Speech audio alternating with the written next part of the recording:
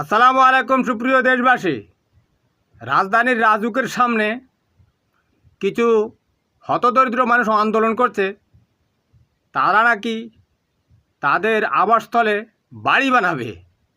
এদেরকে এক প্যাকেট বিরিয়ানি দিয়ে এই আন্দোলনে শরিক করা হয়েছে। 10টা থেকে 1টা পর্যন্ত আন্দোলন করবে। আমাদের দেশের উন্নত সিঙ্গাপুরের সাবেক জবরদখলকারী অবৈধ জঙ্গি গণহত্যাকারী প্রধানমন্ত্রী শেখ হাসিনা বলেছিল দেশটা কি উন্নত হয়ে গিয়েছে। কিছুদিন আগেও সে বলেছে তার অপরাধ নাকি বাংলাদেশকে উন্নত করে দেওয়া। যে দেশের মানুষ এখন একটা বিরিয়ানির প্যাকেটের জন্য আন্দোলন করে সেই দেশ নাকি উন্নত করে দিয়ে গেছে শেখ হাসিনা, বুঝছেন। তবে আন্দোলনে কিছু কম পাচ্ছে। শেখ হাসিনার সময় যখন শেখ হাসিনার মিটিংয়ে যেত এক প্যাকেট বিরিয়ানি দিত, সাথে একটা ইয়াবা দিত, আবার কাউকে কাউকে একটা গাজার কলকিও দিত। এখন আন্দোলন